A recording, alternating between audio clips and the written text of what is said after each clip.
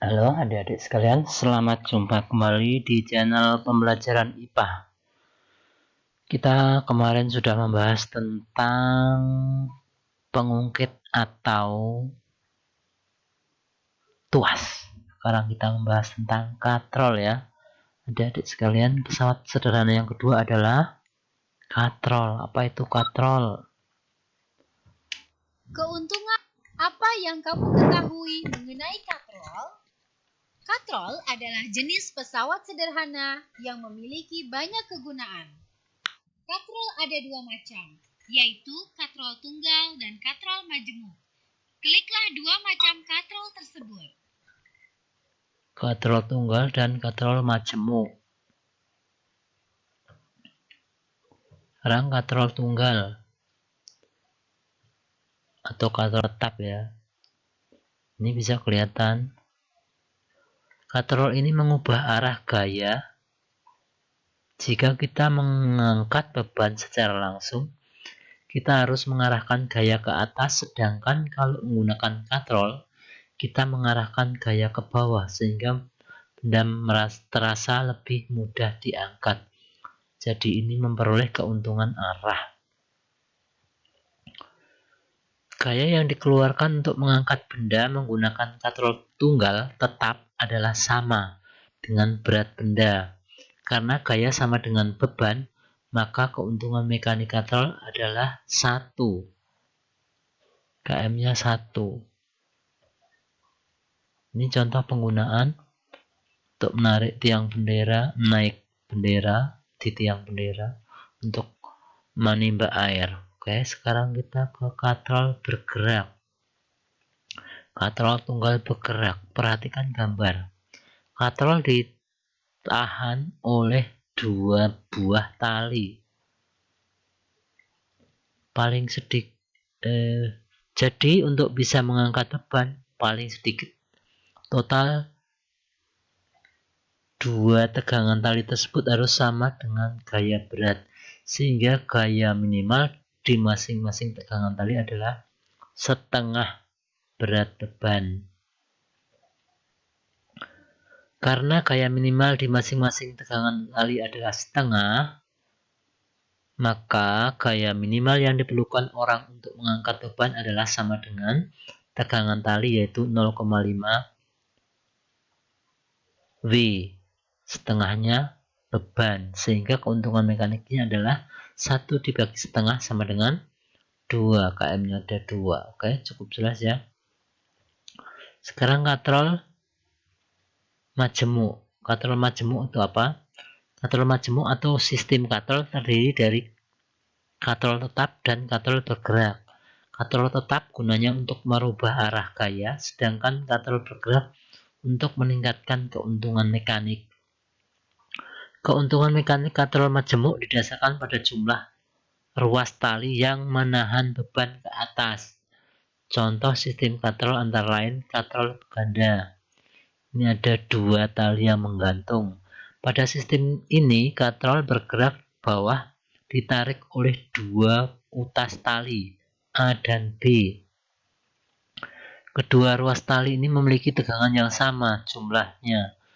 Gaya tegangan kedua tali sama dengan berat benda. Jadi, tegangan tali satu ruas tali sama dengan setengah berat beban.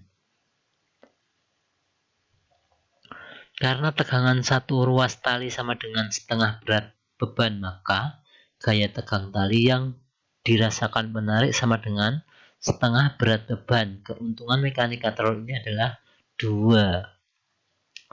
Sekarang katrol ganda. Ini katrolnya ada berapa? Ada 4. Blok katrol berganda disusun oleh beberapa katrol dalam satu poros. Katrol jenis ini biasa digunakan untuk mengangkat beban yang sangat berat. Ini katrolnya ada tali 4 yang menggantung. Ini keuntungannya ada 4. Oke, kita lanjut. Bidang miring. Tahukah kamu apa itu bidang miring? Perhatikanlah animasi di bawah ini.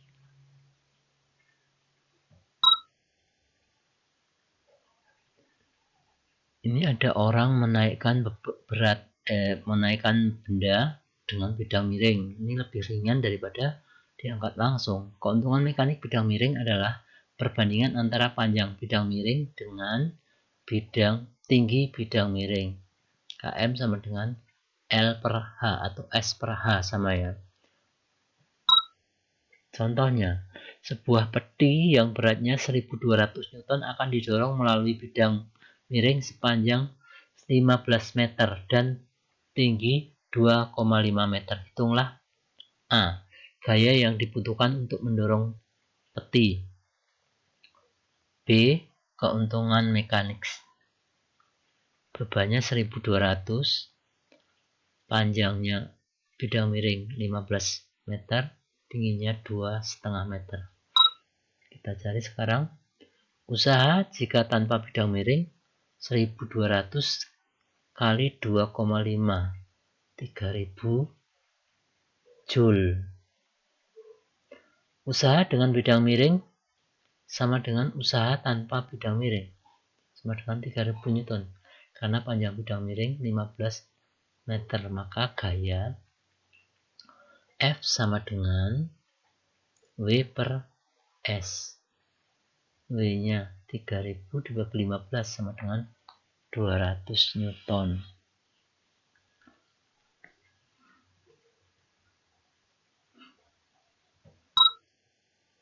Km sama dengan L per H atau S per H sama 15 dibagi 2,5 sama dengan 6. Atau boleh langsung ya, 1200 dibagi 6, 200 sama ketemunya. Prinsip bidang miring banyak dimanfaatkan dalam kehidupan sehari-hari. Tahukah kamu contoh pemanfaatan prinsip bidang miring? Yang pertama, jalan di sekitar gunung dibuat melingkar agar kemiringannya tidak terlalu terjal. Maka jalan dibuat melingkar, jadi mobil yang hendak naik ke puncak gunung hanya membutuhkan gaya yang kecil. Ini gambarnya ya. Kalau nanjak ke atas kan terlalu miring, jadi membutuhkan tenaga yang besar. Sekarang pisau. Untuk memudahkan membelah atau memotong sesuatu, pisau dan kapak memanfaatkan bidang miring. Prinsip bidang miring. Pada pisau dan kapak, gaya vertikal yang kecil diubah menjadi gaya ke samping yang lebih besar. Ya. Sekarang skrup. Skrup itu apa toh? Skrup adalah bidang miring yang berada pada pusat batang sehingga membentuk uliran. Dengan demikian, gaya memutar yang kecil bisa diubah menjadi gaya arah vertikal yang lebih besar. Jadi sebetulnya skrup itu bidang miring yang melingkar. Oke, cukup sekian dulu ya adik-adik, cukup jelas. Kita lanjutkan untuk materi berikutnya. Perhatikan nanti ada ulangan. Jangan lupa subscribe dulu supaya kalian bisa mengikuti untuk video-video pembelajaran selanjutnya. Terima kasih.